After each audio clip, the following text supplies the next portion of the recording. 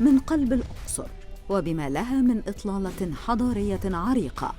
انطلق مهرجان الأقصر للسينما الإفريقية كمهرجان عالمي يهدف إلى دعم وتشجيع الإنتاج السينمائي الإفريقي والشراكة بين الدول الإفريقية من خلال توطيد الروابط الإنسانية والسياسية بين الشعوب الإفريقية عموماً وبين فنان القارة السمراء على وجه الخصوص. مهرجان الأقصر للسينما الأفريقية واحد من الفعاليات المهمة جدا واللي خلانا نتعرف على السينما الأفريقية. وانطلقنا في 2012، كانت الدورة الأولى في فبراير 2012، وفوجئنا بإقبال شديد جدا. يعني احنا الدورة الأولى كنا طلبنا أفلام إنتاج سنتين، فجالنا أكثر من 500 فيلم في أول دورة، ومن كل أنحاء الدول الإفريقية اللي ليها في صناعة السينما، وحتى الدول الناشئة. يعني أكثر من 35 دولة إفريقية بعتوا لنا أفلام. فنمرة واحد إن الفيلم يبقى مخرجه من إفريقيا، سواء مقيم في إفريقيا أو بره، بس يبقى يحمل باسبور إفريقي. يعني نمرة اتنين، الموضوع يكون يخص القضايا الإفريقية، ما يبقاش موضوع عام كده. ما هو في أفلام جيدة، أنا رئيس لجان المشاهدة في المهرجان، بيجي لي أفلام ممكن جيدة جدا فنيا بس ما باخدهاش، واحيانا اخد فيلم اقل منه جوده لكنه بيهتم بالشأن الافريقي وبيعالج قضيه افريقيه جاده. المهرجان خلى حتى المثقف الافريقي والفنان الافريقي والمهتم بالسينما في كل الدول الافريقيه بدا يروح للسفاره المصريه، يطرق ابواب السفاره المصريه والقنصليه المصريه ويتفاعل معاها، ويقول ابعت فيلم ازاي واقطع التذاكر ازاي والتاشيره ازاي، وبدا ينسج العلاقه ديت.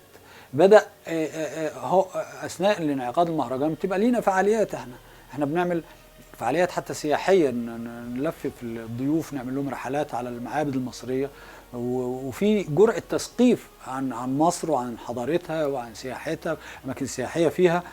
فالمهرجان قايم بمجموعة أدوار تتخطى كونه تظاهرة فنية فقط، يعني بيبقى ده عمل تفاعل زيادة. اقول لحضرتك تجربه، مثلا احنا الافلام اللي بنعملها في الورشه كانت في مره بنت اثيوبيه وولد مصري مشتركين في مشروع واحد، فيلم تسجيلي عن النيل، والاثيوبيه الشابه الاثيوبيه صورت مع الفلاحين المصريين في الاقصر، فكلموها كلام عاطفي جدا ان احنا والشعب الاثيوبي شعب واحد، وان احنا كلنا بنشرب ميه واحده وكميتنا واحده ومصيرنا واحد، واحنا لو اثيوبيا احتاجت لنا نروح نزرع عندها، ولو الاثيوبيين يحتاجونا احنا يجوا عندنا.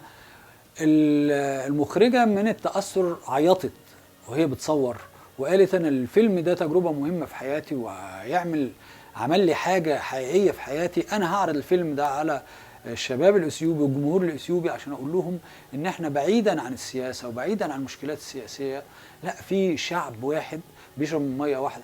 كل ده عمليه في السينما. حضرنا مهرجان السينما الافريقيه، ويعني دي كانت مبادره من شباب السينمائيين، يعني انه كونه يعني انشأوا هذا المهرجان بجهودهم الذاتيه، ونحن نحييهم على المبادره دي. في افلام بيجي لنا عن رائدات افريقيات في الفنون، وفي يعني في فنون الازياء وفي الرقص، وفي ابداعات افريقيه كتيره جدا عن شخصيات مبدعه، وشخصيات في السياسه، شخصيات ناجحه جدا سياسيا في بلادها من ليبيريا ومن غيرها، شخصيات في الشرطه. يعني احنا كان السنه اللي فاتت عندنا، لا اعتقد انه الدوره اللي قبل اللي خلصت دي، كان فيلم مهم جدا عن شخصيه سيده رجل بوليس، يعني سيده بوليس، شخصيه رتبه كبيره في البوليس، وكانت ليها شعبيه جارفه، وقد ايه قدرت تحل مشاكل كبيره جدا في المجتمع المحلي بتاعها، وتخلط بين قدرتها على الحل بالنظام الاجتماعي وبالقانون، تطبيق القانون في نفس الوقت.